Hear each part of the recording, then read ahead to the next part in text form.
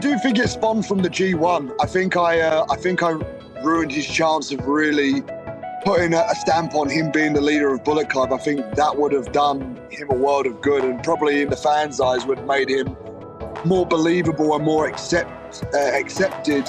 once he interjected himself into this match. But I think right now Finlay hasn't been accepted by the fans as one of the game changers in wrestling. So I believe he's doing this to just interject himself and to prove a point to those fans and to those naysayers.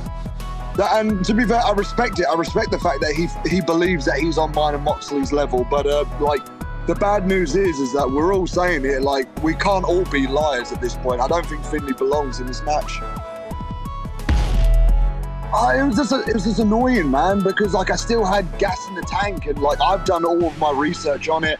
I got all the footage, and it's clear as day. My shoulder was up at 3, and it was a bullshit call by the referee. It is what it is after that point. After the bell rings, it's essentially an exhibition match. But I petitioned for it for flipping months. I petitioned for it to have a rematch, but New Japan didn't do anything about it. And I sensed an opportunity after that match with Shota. I was emotional just because of how the match went and just the amount of pride that I had for Shota.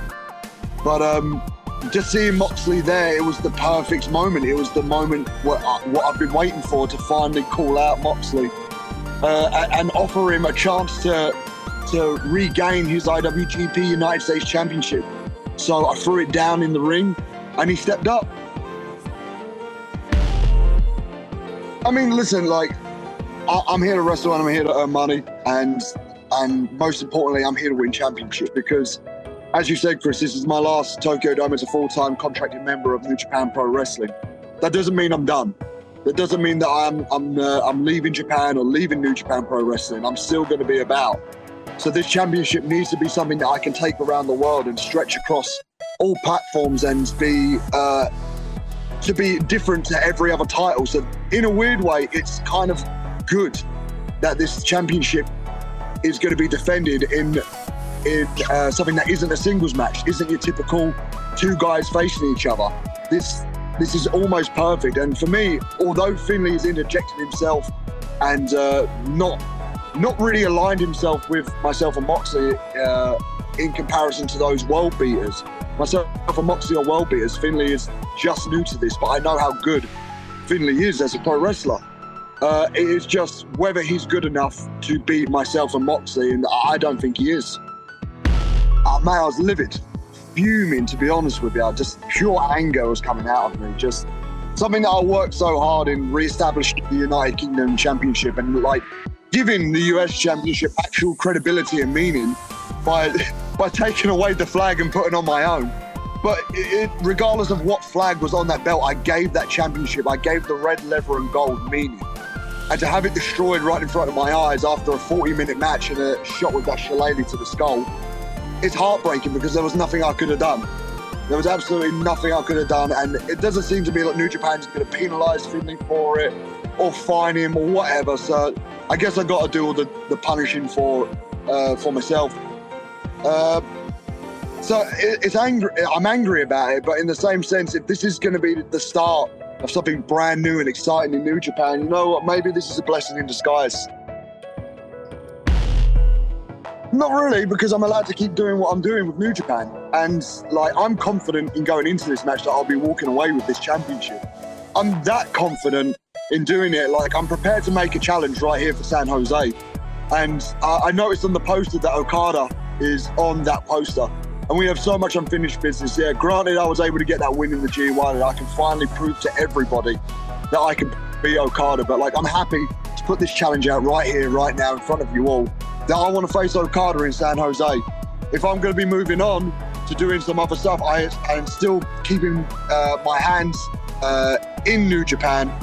I want to show everybody that I'm committed and that I'm staying around and that I have aspirations and plans on defending this championship all around the world.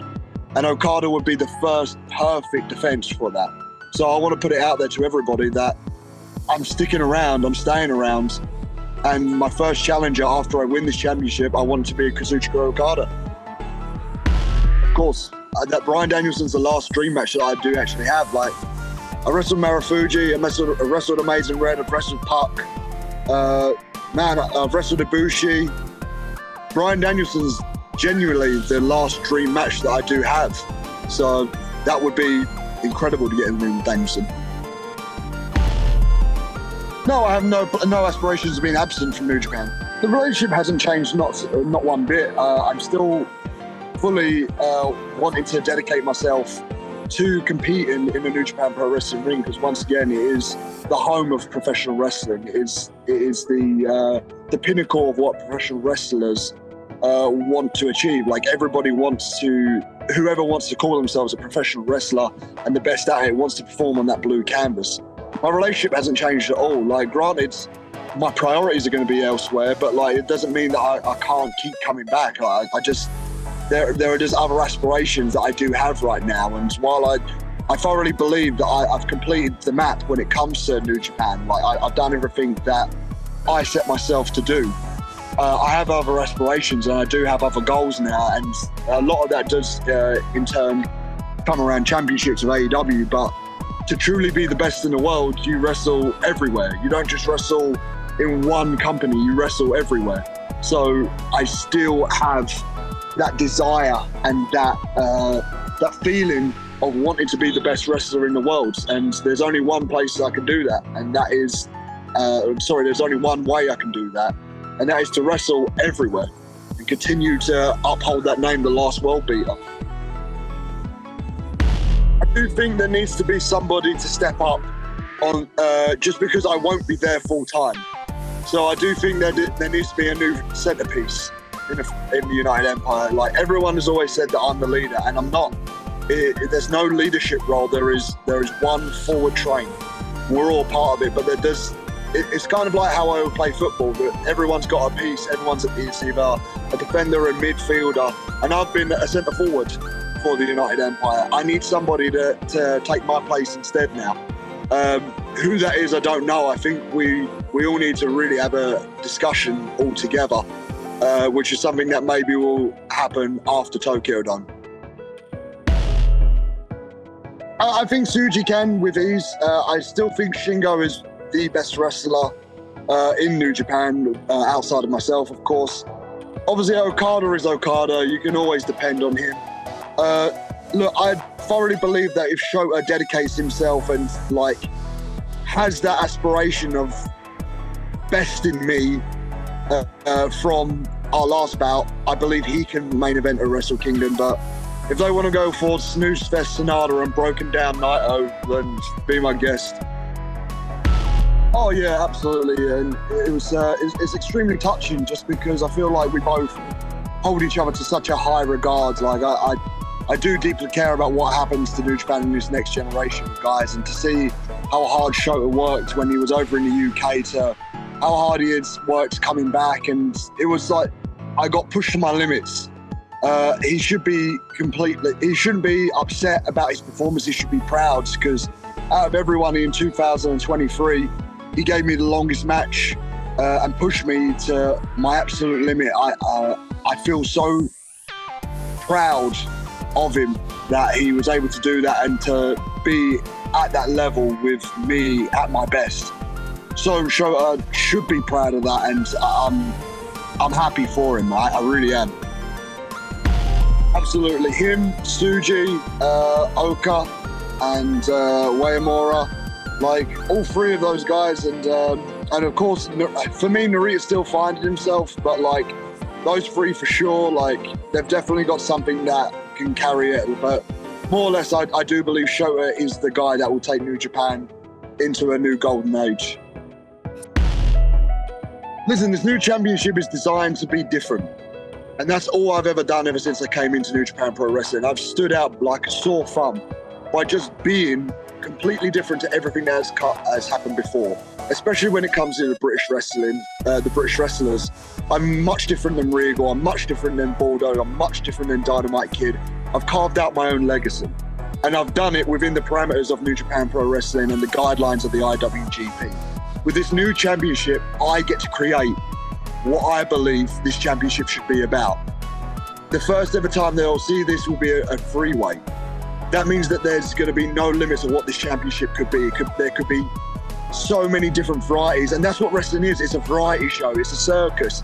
If you don't like one thing, you go to another thing, and that's what wrestling is all about. You have Jon Moxley, one of the most violent men in all of New Japan Pro Wrestling, and all of wrestling in general. You have David Finlay, who wants to cement his legacy and wants to carve out his own era of Bullet Club. And you have me, who has grown up here for the last 8 years. The last 8 years that I've sacrificed, and I've been a part of New Japan in the good and in the bad, and I've got it out of the dark times and back into the light. And for me, this is the perfect way to show my gratitude and my dedication to New Japan than winning this match and taking us into a new generation. 衝撃のギブアップ負けから半年。岡田和親、ブライアン・ダニエルソンと世紀の一戦第2ラウンド。ウィル・オスプレイ、ジョン・モクスリー、デビッド・フィンレイ、波乱の三つどもえ戦。宿命のライバル対決、高橋宏夢 VS エル・デスペラード。覇者と王者ジュニアタッグの頂点は